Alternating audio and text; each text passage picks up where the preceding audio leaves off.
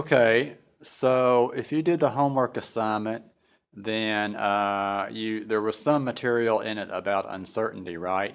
So you got a little bit of experience with that, but it didn't tell you anything much about how we know what values to use for uncertainties in the first place. So I'm going to try to tell you a little bit about that right now. So what you're going to see on this video here, see where it says on this board on the video, uncertainty is the smallest division or half of that. Okay, so that means, let's say if you look at a ruler, okay, so here's a ruler right here. And you may not be able to see that so well. You might want to pick one up that's lying in front of you, a ruler or a meter stick, either one. So you're going to notice that it's marked off in centimeters, and the smallest division is actually 0.1 of a centimeter. That's what those very smallest spaces are. So that's why we would say that a good uncertainty to use for a ruler or a meter stick might be 0.1 centimeter, or possibly half of that, which would be 0.05 centimeter. Okay, so one of those little spaces, one of those little increments, or maybe half of that if you really think you can estimate it pretty well. Okay, so that's what we generally like to use in here under when the measurements are easy to make. That may contradict something you could have learned somewhere else. It's possible that maybe in some other lab you might have been told that you could estimate to 1/10 of a division. Okay, I'm not saying that was wrong if that's what you were taught before. It depends on the equipment. It depends on the situation. Okay, maybe in a chemistry lab, like liquid in a beaker with marks on it, you could possibly do that, like a graduated cylinder. But for a lot of the measurements we make, it's just not going to be quite as feasible to do that. When you're looking at a ruler, for example, you're looking at one of those small divisions. Estimating 1/10 of one of those little guys is really not going to happen very well. Okay, so we don't think we can really say 1/10 of one of those small divisions. All right, so that's why generally in physics lab we don't do that. We say either the smallest division or half, so that's where the 0.1 or 0.05 centimeter comes from. Okay, so then it's the same deal pretty much when you're using a triple beam balance to weigh something. If I can get it in front of the camera here, let's say, okay, this is what we use usually to weigh things, and you're going to notice 3 beams, and the one closest to you is the finest division, and it also has smallest divisions as 1/10 of a gram in this case, not a centimeter. So it kind of works the same way as a meter stick or a ruler then. So that's why for it, we will say 0.1 grams or 0.05 grams for a triple beam balance. So that comes from the same place. Okay.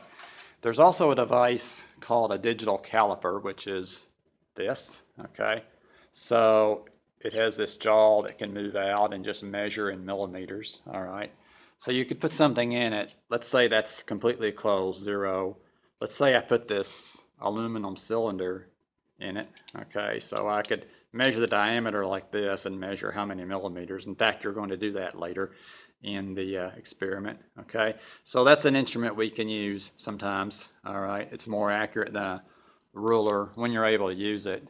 Okay, and you notice the uncertainty on it is 0.05 millimeters. All right, it's a little bit different. It doesn't necessarily follow that smallest division rule. It's just it will actually read 0.01 millimeter, but you can, squeeze the thing a little bit and maybe get a slightly different reading. So it probably isn't really accurate to 0.01 millimeters. So just to be safe, we say 0.05 millimeters. All right. And that's the same thing where it says or plus minus 0.005 centimeter. That's the same thing. It's just converting from millimeters to centimeters. These calipers measure in millimeters, which is fine, but it's a little bit inconvenient because other instruments like rulers measure in centimeters, so we have to do some converting now and then. But otherwise, it's a pretty convenient instrument. Okay, so now what I just told you about smallest division and half the smallest division is fine as long as you're talking about measurements that are easy to make and the marks line up nicely and all that. But sometimes you run into more troublesome situations. So let's say if I wanted to measure the height of this table, okay? So let's say I measured here and I got 85 centimeters, all right? Let's say just for kicks, I go on the other end, I'm gonna try it out and measure that, and I get 86 centimeters, okay? So it's not the same height at one end as it is the other. So the table's uneven, but I'm being asked to report one value of height. So what am I gonna do?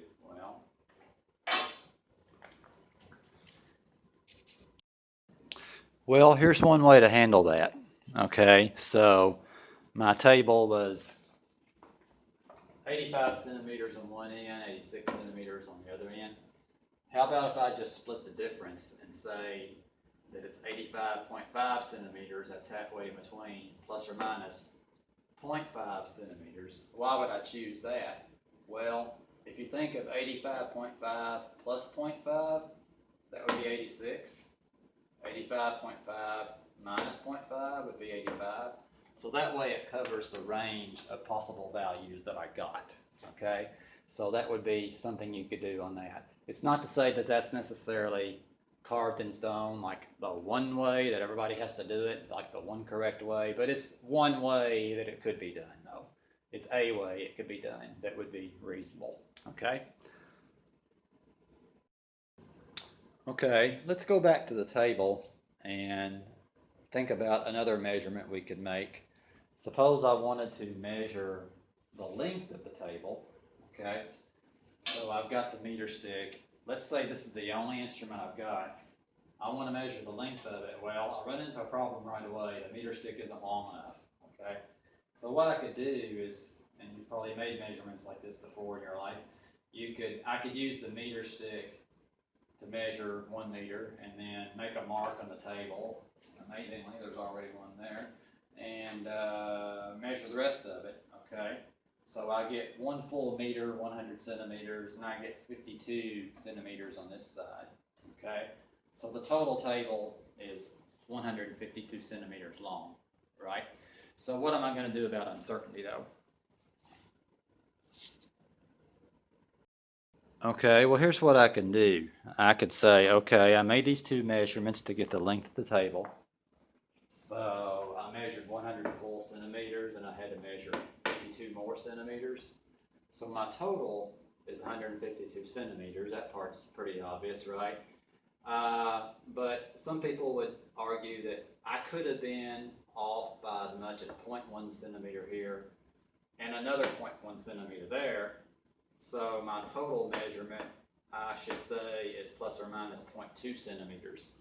So it's 0.1 centimeter for each time that I had to use the stick. Okay, some people might argue it really wouldn't be as bad as that, but it's a reasonable way to do it. So that's one way we're going to recommend, one method we're going to recommend for you when it asks you to make some measurements of the tables where you're sitting. Okay. Not the most exciting experiment in the world, but anyway, it's something to teach you a little bit about measurement and uncertainty.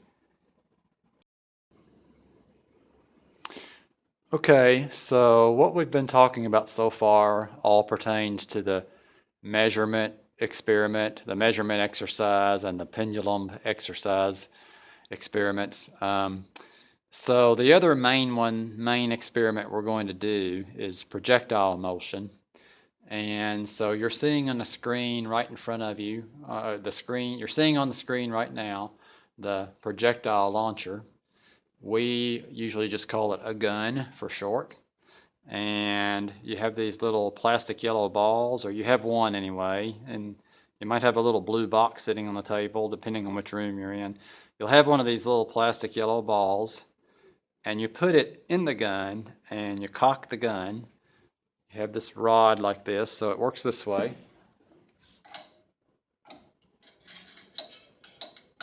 You push it back and it catches. There are 3 different positions you can push it to depending on how bigger range a person wanted. We're going to use medium range.